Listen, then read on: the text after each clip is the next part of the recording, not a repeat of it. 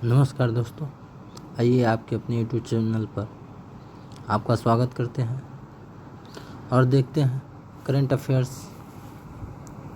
कह रहा है कि राष्ट्रपति द्रौपदी मुर्मू ने 4 अप्रैल 2024 को कहाँ कैंसर के लिए भारत की पहली घरेलू जीन थेरेपी लॉन्च की है। तो आईआईटी बॉम्बे ने। हाल ही में मॉस्को में आईएसआईएस आतंकवादी हमले से 137 से अधिक लोगों की मृत्यु हो गई।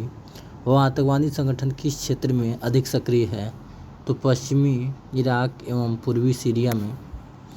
करें कि भारत द्वारा हाल ही में तट के एपीजे अब्दुल कलाम द्वीप से नई पीढ़ी की बैलिस्टिक मिसाइल अग्नि प्राइम का सफल परीक्षण किया गया है। ये कहाँ पे है? तो उड़ीसा में। नेक्स्ट क्वेश्चन, भारतीय तट रक्षा जहाज का क्या नाम है जो हाल ही में आसियान देशों में अपनी विदेशी तैनाती के हिस्से के रूप में वियतनाम में बंदरगाह पर पहुंचा है? तो ये है समुद्र पहरेदार। ऑप्शन नंबर सी सही हो जाएगा। हाल ही में किस देश के फ्यूजन रिएक्टर KSTAR ने 30 सेकेंड तक सूर्य से 7 गुना अधिक तापमान बनाकर एक महत्वपूर्ण सफलता प्राप्त की है? तो ये है दक्षिण कोरिया ने। भारत ने कब तक अपना पहला निजी तौर पर प्रबंधित रणनीतिक पेट्रोलियम रिजर्व SPR बनाने की योजना बनाई है? तो 2029 और 30 तक। नेक्स्ट क्वेश्चन देखते हैं, वित्त वर्ष 2024 में कार्गो मात्रा के मामले में भारत का सबसे बड़ा प्रमुख बंदरगाह बनकर उभरा है? तो ये है पारादीप बंदरगाह। प्रत्येक वर्ष खदान जागरूकता और खनन कार्रवाई में सहायता के लिए अंतर्राष्ट्रीय खदान जागरूकता दिवस के रूप में मनाया जाता है? तो यह है 4 अप्रैल को। हाल ही में किस बीमा कंपनी ने जीवन बीमा क्षेत्र में अपनी तरह की पहली शुरुआत करते हुए अपने व्हाट्सएप ऐप प्लेटफॉर्म पर प्रीमियम भुगतान सेवा शुरू की है? तो टाटा AIA लाइफ इंश्योरेंस ने। नेक्स्ट क्वेश्चन, विश्व बैंक ने वित्त वर्ष 2024 के लिए भारत की आर्थिक वृद्धि का अनुमान बढ़ाकर कितने प्रतिशत तक कर दिया है? तो ये है 7.5%। ऑप्शन नंबर सी सही हो जाएगा। एसोचैम एक गैर सरकारी व्यापार संघ और वकालत समूह है। इसका मुख्यालय कहाँ है?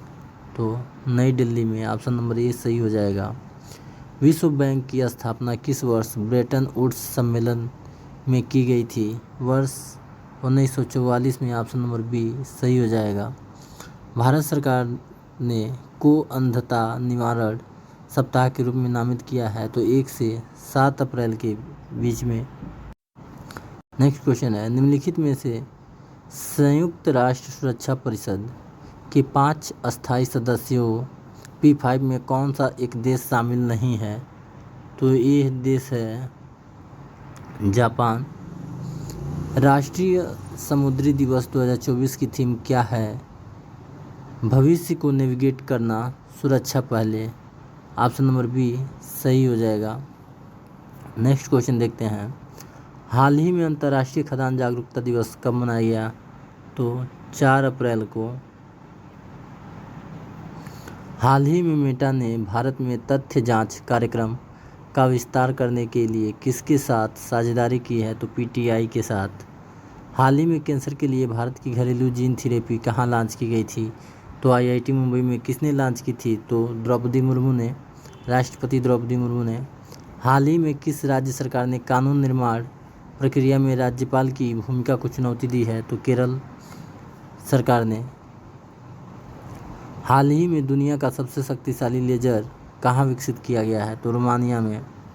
हाल ही में नाटो प्रमुख ने किस देश के लिए 100 अरब यूरो का फंड जारी किया है? यूक्रेन ने।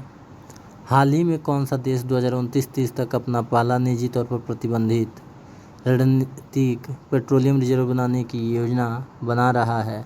तो यह है भारत। हाल ही में किस राज्य सरकार ने कानून निर्माण प्रक्रिया में राज्यपाल की भूमिका को चुनौती दी है? तो ये रिपीट क्वेश्चन है, ठीक है। केरल ने। हाल ही में दुनिया का सबसे शक्तिशाली लेजर रोमानिया में। हाल ही में नाटो प्रमुख ने किस देश के लिए 100 अरब यूरो का फंड जारी किया यूक्रेन के लिए। हाल ही में कौन सा देश 2029-30 तक अपना पहला निजी तौर पर प्रतिबंधित रणनीतिक पेट्रोलियम रिजर्व बनाने की घोषणा की है, तो भारत ने। हाल ही में डीआरडीओ ने किस बैलिस्टिक मिसाइल का सफल परीक्षण किया है, तो अग्नि प्राइम का। हाल ही में भारत की यूपीआई लेन देन में कितने प्रतिशत तक की वृद्धि दर्ज की गई है, तो 56% तक। तो आज के लिए बस इतना ही। धन्यवाद दोस्तों।